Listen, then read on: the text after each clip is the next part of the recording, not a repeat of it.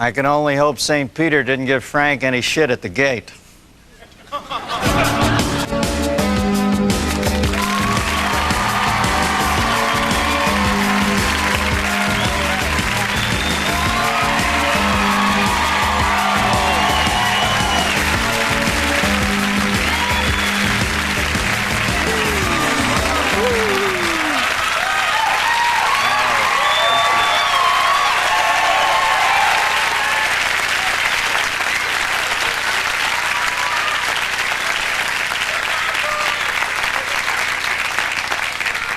About I'm in a kicky Chelsea Kirkland turning point mood.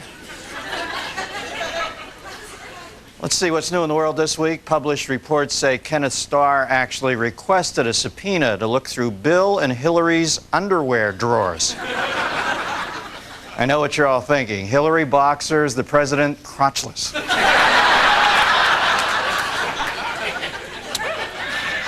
And Monica Lewinsky and her family have hired public relations specialist Judy Smith to handle the media. So I guess now Monica will have somebody putting words in her mouth for a change.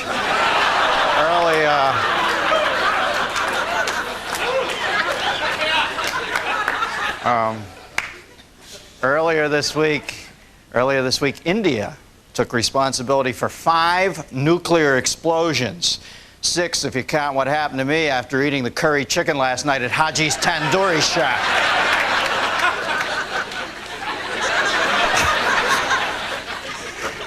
You know, with India conducting nuclear tests, it's likely that Pakistan may declare a nuclear weapons capability also.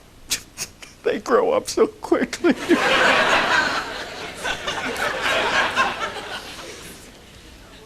Voters in Paraguay elected a new president this week, as if any of you give a shit. And Annette Sorensen, a tourist from Copenhagen, arrested last May for leaving her 14-month-old child outside a Manhattan eatery, has filed a $20 million lawsuit claiming as a tourist she was unaware of the ways of America. $20 million frivolous lawsuit? Congratulations, Annette. Sounds like you're getting up to speed, baby. On Wednesday, New York City taxi drivers staged a one-day strike to protest strict new rules being proposed for cabbies. Hey, relax, guys, it's soap and water. You get used to it.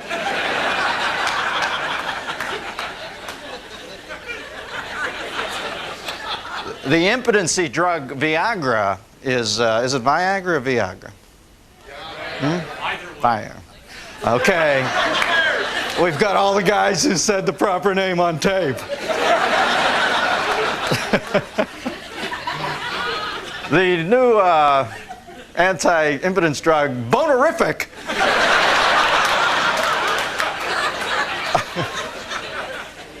is being covered by Medicaid in North Dakota. You know, the only thing I can imagine that would be more frustrating than being impotent in North Dakota is having an erection in North Dakota. All right? So, isn't that where Mount Fuckmore is?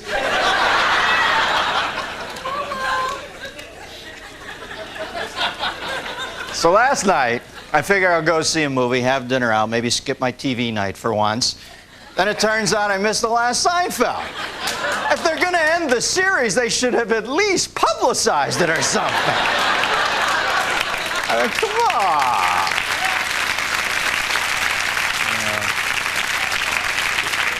Now that Seinfeld is over, I hope we can all get on with our lives and just meld seamlessly into the Godzilla hype. He is bigger than my ego. Well, for nearly a decade now, America has loved to laugh at the shenanigans of a group of totally self-absorbed, completely unlikable characters whose bumbling, wacky schemes always seem to backfire in their faces in the funniest possible way. I, of course, am talking about the Republican Party. Now, I don't want to get off on a rant here, but, you know, maybe the reason Republicans are so pro-gun is because they need them to constantly shoot themselves in the foot. It has been nearly 4 years since Newt Gingrich and his band of fascist elves stormed Capitol Hill, promising to toss out the old to make room for something even older, greed and fear. Then right around the time Clinton and Newt were duking it out over the budget and opening and shutting the federal government like bedroom doors in a Richard Lester movie, the American public began to realize that some of the congressional class of '94's ideas were about as humane as running the Iditarod with a team of Taco Bell chihuahuas pulling the sled.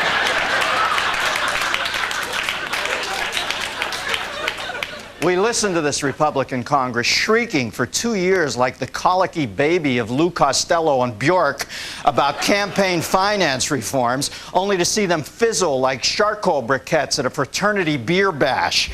Well, how did that happen? Oh, yeah, didn't I read something about Newt Gingrich receiving illegal campaign contributions? Oh, no, that would be too perfect. That would be like saying that the nation's most vocal proponent of family values had an affair with another woman while his wife was on her deathbed. Never mind. Newt Gingrich sums up the Republicans' problems in a nutcase. Their most extreme members are more out of step with the rest of America than Joe Cocker in a line dance. Remember, this is the party of Strom Thurmond and Jesse Helms, men so stiff they make Herman Munster look like Alvin Ailey. The classic distilled philosophical difference between Republicans and Democrats has always been about the ideal size and scope of government. Republicans say that Democrats want a huge, monolithic federal institution that will compromise personal liberty and freedom by controlling individuals' lives with intrusive policies and a dictatorial agenda. Republicans, of course, believe that is the job of organized religion.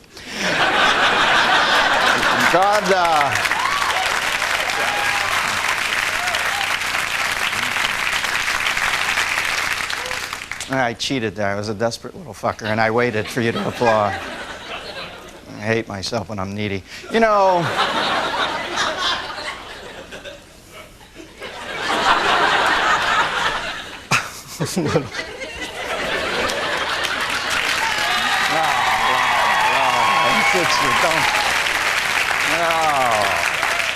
Oh, what a desperate little smack-off I am. You know, God has no place in politics. Quite frankly, if God saw the way some Republicans invoked his name, he'd turn atheist. But you've got to feel sorry for the Republicans. They're constantly painting fake tunnels on the sides of cliff walls, only to see President Clinton somehow beep right through them. See? Clinton is like the bad guy in Terminator 2, able to assume the shape and voice of his enemies to get what he needs. He appropriated Republican ideas, added a little dash of his inimitable dewy-eyed Bubba Magic, and presto, the next thing you know, old Jed's a millionaire. The Republicans had no idea of who they were going up against when they took on Clinton. And as any intern who's ever encountered the president in a West Wing hallway can tell you, Clinton does his best work when his back's to the wall.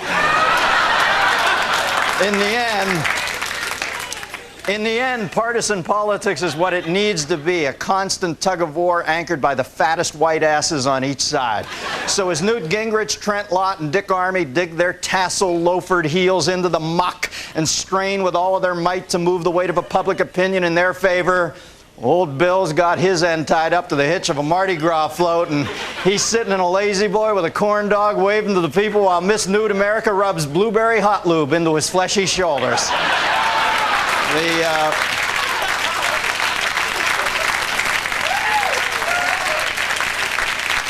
And that's because the one thing Clinton has going for him is compassion. And you're about as likely to find a Republican who's connected to the needs of women, minorities, and the poor as you are a naked chick silhouetted on a mud flap in the parking lot of the Lilith Fair. There is a...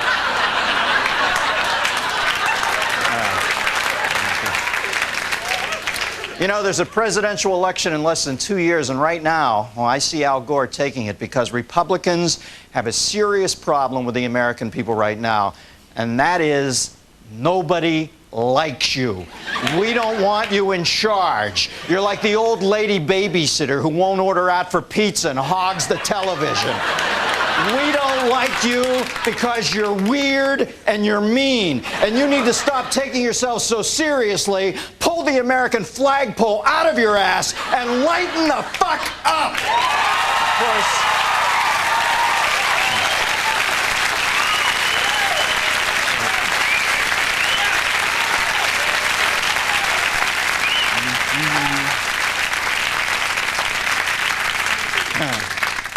course, that's just my opinion. I could be wrong. I want to know what you think, America. Give me a call at 1... Well, go ahead. You can say it. What is it?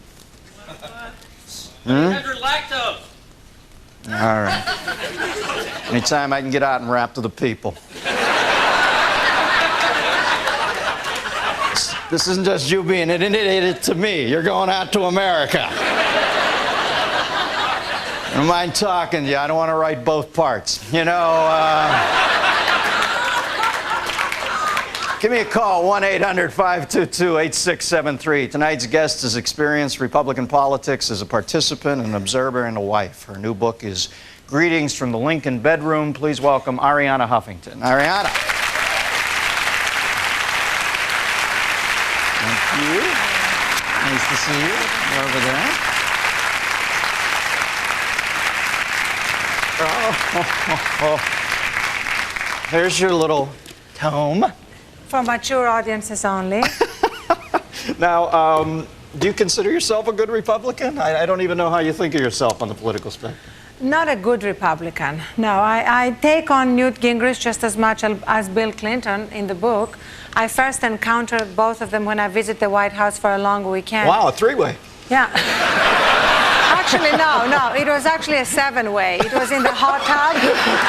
Whoa, the doors were there. The famous White House 7-people hot tub, your taxpayer dollars at work. And there was Webb Hubbell there, a couple of Chinese guys, a couple of interns, the president, me, and Newt Gingrich in regulation Speedos. I'm sorry to spoil your evening. Newt was in a Speedo? Uh-huh. And he and the president... Wow, where's my therapist? He and the president are reaching this historic bipartisan agreement that oral sex is not adultery. And Newt has the Bible there and everything. It's just totally... I was buying it up to that point. Mm-hmm. I know, your wife actually thinks that oral sex is adultery, I heard. Which is why you haven't had any.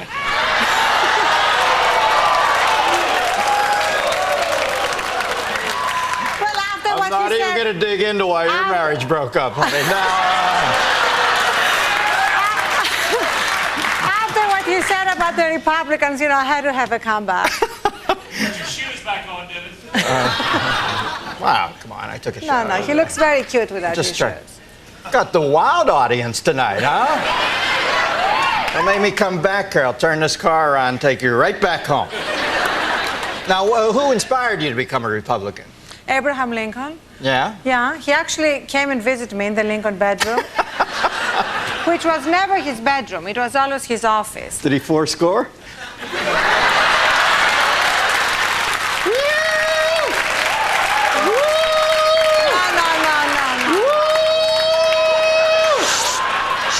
Boom, boom, boom, boom. No, Socks. Antonio Banderas. No, Socks was there. Socks the cat. Socks the cat was there. Socks the cat. And Socks the cat is my guide throughout this adventure in the White House. He's an amazing cat. He has ESP, he can talk, and he's morally outraged.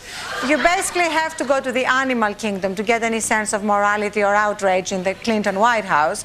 So that's where I went, and Socks sits on the President Lincoln's lap. And Lincoln just goes into this rant. I mean, just like you, Dennis, it was amazing. He rants about the state of political leadership today. He rants about pollsters. He says pollsters have ruined America. And I just really want to ask everybody here to join me in my campaign to rid America of pollsters. I'm calling it the Partnership for a Poll-Free America. And all I'm asking you all is next time a pollster calls, to hang up on the pollster. If you don't have the courage to hang up on the pollster yet, just lie to them. You know, anything to contaminate the samples, because politicians are not thinking anymore. I mean, they're just repeating polling results. Right. Well, Clinton repeats polling results and contaminates samples. But, Well, but anyway, the greatest public relations disaster Republicans had this year was Bob Dole admitting that he was on Viagra. Right. I mean, it just confirms all your sort of the liberal caricatures that Republican leaders can't get it up on their own. And on top of it, I mean, I'm sorry, frisky tonight, Arianna, aren't we? On top of it, I mean, why couldn't he be on Viagra 2 years ago? when he, in 1996, when he could have really screwed Clinton. I mean, why now?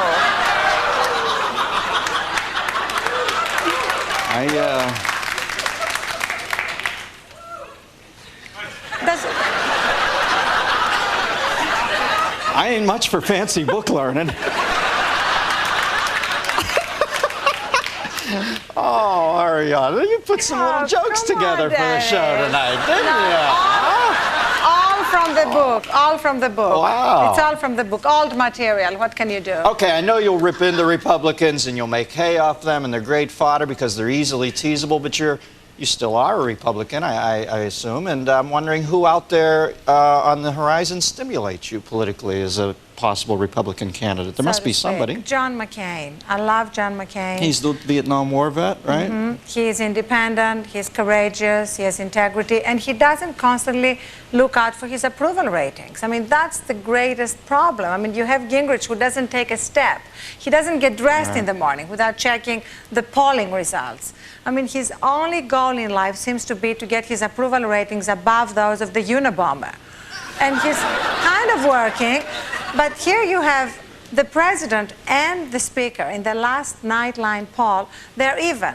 They're both regarded equally trustworthy and honest. About 37% of Americans consider them honest and trustworthy. I mean, there they are, both of them. I mean, Gingrich is really Clinton's dwarf alter ego. And these two people are running America. It's just depressing. I'm moving back to Greece. Wait a second.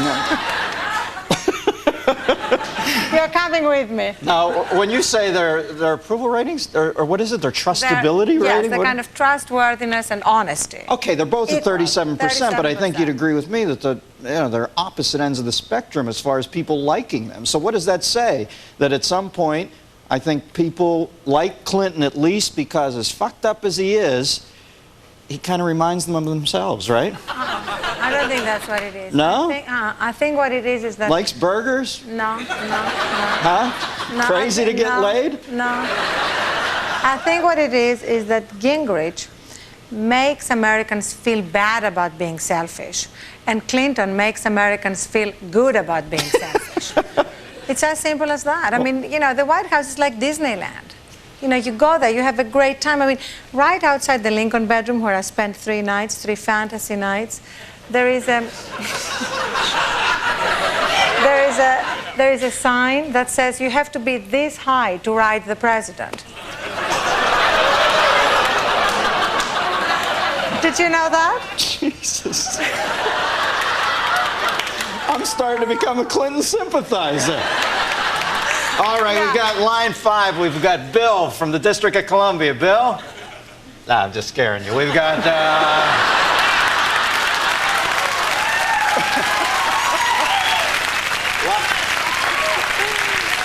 line 5, we've got Kathy from Bogstown, Indiana. Kathy? Yeah. What's happening in Bogstown, baby? What do you guys think about Newt turning South Arizona looks like a nice guy? Do you think anybody's dumb enough to buy it? About who? I couldn't even hear that. It's your show. Well, I'm sorry, I couldn't hear you. Okay, what do you guys think about Newt trying to soften his persona? Oh, yeah. What do we think about Newt looks trying... like a nice guy, and is anybody actually dumb enough to believe it? Well, actually, you know, in his new book, he primarily talks about diet and exercise. You know, he's not like the ideal person to talk about diet and exercise. I'd rather hear it from Jenny Craig or Sharon Stone. Or Pavarotti. Yeah, or Pavarotti. But he's just done everything. He's done everything, and still people are not liking him. I mean, what can you do? There's nothing you can do about some it people except just don't have it. replace him. Some people just don't have it. He's not very telegenic. He grates on the nerves a little. But the woman was calling from Indiana, and certainly we have somebody there who has slipped through the fish net, the dolphin net, and gotten into the political arena actually with nothing but looks, and that's Quayle. 1 second. Oh, Dan Quayle. Yeah, now what's Dan Quayle. no, certainly you guys aren't going to run Quayle in the next election, well, you are know, you? The Republican Party is incredibly hierarchical. You know, they run people because it's their turn. You know, they run Bob Dole because it was his turn. Well, it was his last, So, you know, they had to run him soon. Well, those speeches were going to get really slow. You know, do you remember Dan Quayle was on Meet the Press 3 weeks ago, and he said that he has never committed adultery. Now, as far as I'm concerned, that gives sexual purity a bad name. And the idea of actually, that's why I want sex off the table when it comes to our And political on the floor. leaders. You heard it here first. Sex off the table when it comes to political candidates. I don't want to know if Dan Quayle has ever committed adultery. It's of total indifference to me. In fact, the idea of having politics reduced to Dan Quayle versus Al Gore because neither of them has committed adultery is so depressing that it makes you long for philandering politicians, which I don't want to long for. But it's not about sex and politicians. It's about politicians breaking the law, and that's what it's going to come down to in the end, when Kennedy Star reports in the year 2015 or whenever. All right, so what do you see in the next election for the Republicans? Do they have a chance, or is this... Is the ship sailed? Are you guys out of the presidential loop First for a of all, while? listen, Republicans are really lucky this time. They're running against Al Gore, who is, in my book, a talking statue stacked away in the basement of the White House waiting for his turn. I mean, it doesn't get more boring than Al Gore. So that's good news for us Republicans. His Now, personalized license plate is a random series of numbers and letters. But anyway, he seems like a good man, doesn't he? not to me. No? No. In fact, after all this debacle, you know, with his fundraising calls and clearly lying about the Buddhist temple and all that, it's obvious that the only thing he had going for him is that he was straight. I mean, he's not charismatic, he's not charming, he's not witty. At least he was honest. Now he's not even honest, so what are we buying? But against Al Gore, we cannot have Dan Quayle. No. We cannot have Lamar Alexander. Even when I agree with him, he bores me. We cannot have Jack Kemp. His time is up. So whom are we going to have? I think we should go to the younger people. If we don't go to John McCain, like J.C. Watts, Jim Talent, second tier in terms of public visibility, but good guys. All right. Maybe you'll be their head speechwriter. You certainly had some incendiary stuff tonight. Always good to see you. Arianna Huffington, ladies and gentlemen. Stick around. I'm going to do the news.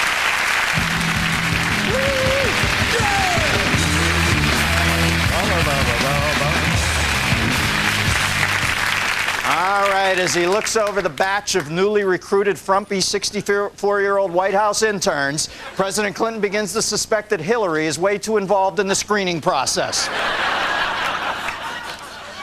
We simply must make education the #1 priority. Oh, sweet Jesus Christ, honey, are those for real? Now, a lot of them unhook in the back, but I'm guessing yours unhooks in the front. Am I right? While giving a speech on Tuesday, Elizabeth Dole sees her shirtless husband Bob in the back of the room, pointing at his watch and motioning for her to speed it up while shaking a gallon jug of Viagra. Though the men are less than enthusiastic, Hillary and the women on her staff get a kick out of the Justice Department presentation on chemical castration. Mr. Ting, great Kung Pao chicken, your friend, Treasury Secretary Bob Rubin. As the very last glass in the palace falls from Yeltsin's hand, the host has no choice but to hand them the entire bottle.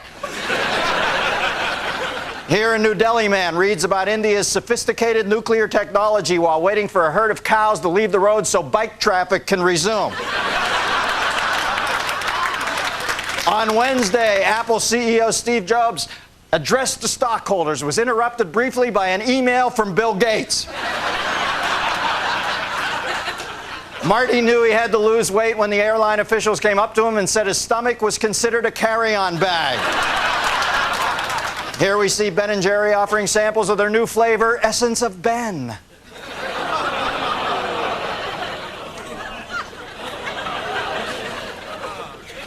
Essence of Jerry.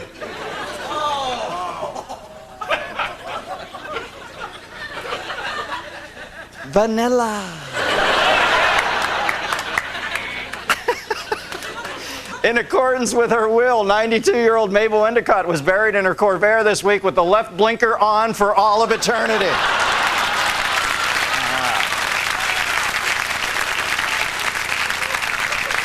Neil's quest to invent a tiny gun that could be swallowed and then fired using his powerful rectal muscles was nearly complete. Walter had a simple rule for any major purchase: it had to piss off his wife. Dear folks, college is great, and I shouldn't have any more trouble with my roommate. Love, Karen.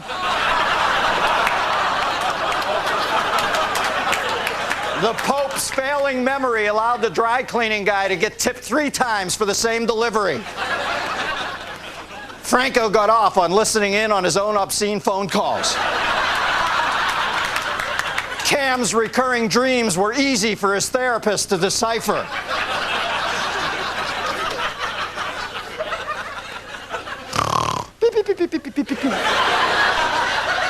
And finally, Scotty was proficient with both brass and wind instruments. Guess what, folks? That's the news, and I'm out of here.